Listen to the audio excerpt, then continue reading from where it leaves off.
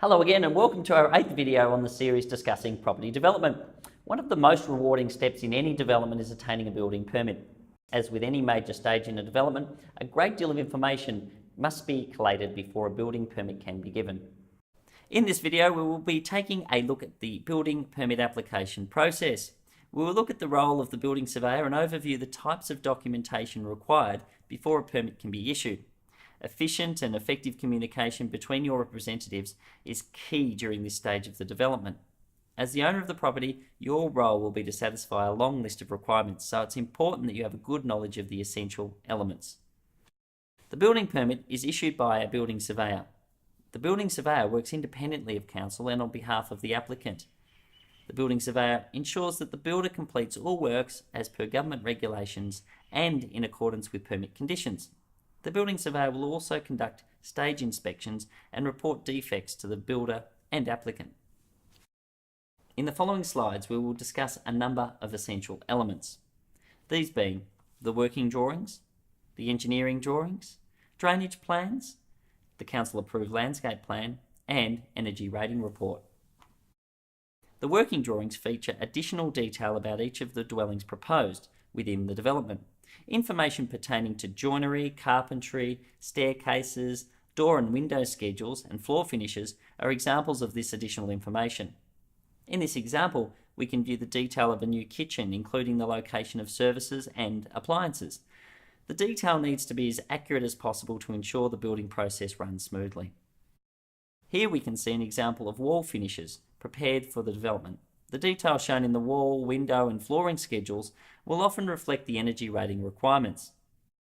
Engineering drawings are often highly technical and reflect the structural requirements for each dwelling. In this example, we can see the footing plan that shows the location of piers, the positioning of reinforcement elements, and the detail for the concrete slab itself.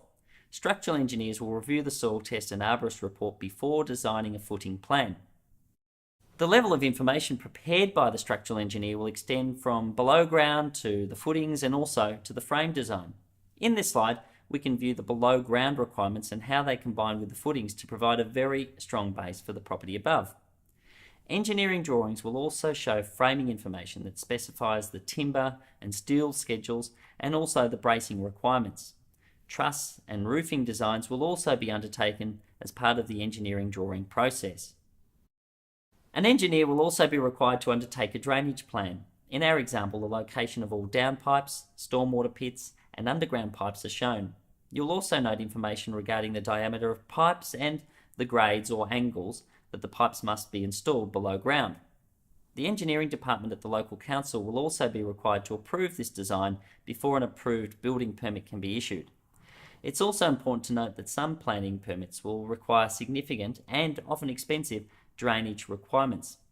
Councils may also require you to upgrade services that belong to adjoining properties in cases whereby the proposed development places an excessive strain on existing services. The landscape plan was discussed in detail within our earlier video titled The Planning Application Process. The endorsed or stamped landscape plan will be required before a building permit is issued. The energy rating report and certificate is undertaken by a private consultant. The building surveyor will ensure that the information in the report is reflected in the working and engineering drawings. The report will identify a variety of items, including information about which windows and doors will require double glazing, the rating of all insulation, and the requirement for additional inclusions such as solar panels will also be listed. In the following few pages, we will look at a number of additional requirements. These are outlined in this slide. The electrical plan details the location of lights, switches, power points, ceiling fans and switchboards. Larger plans will incorporate street lighting, garden lighting and the location of group services. The building surveyor will check to ensure the location of any easements and request written approvals from the relevant authorities. In this slide we can see an approval letter from Yarra Valley Water. The soil test report used by the structural engineers must also be included in the documentation. Here we can see the report of a site given a P classification due to the number of old trees that have existed at the site. For the engineering drawings, the engineers working at this site will need to have increased the strength of the footings to satisfy that P classification. The endorsed plans must show council stamp to formally allow a building permit. You will note the stamp on the bottom right-hand side of this slide. The building surveyor will ensure all permit requirements are reflected in the various drawings prior to the issuing of a building permit. Over these next 2 pages, you will note a long list of requirements. Feel welcome to pause this video and read over these essential elements.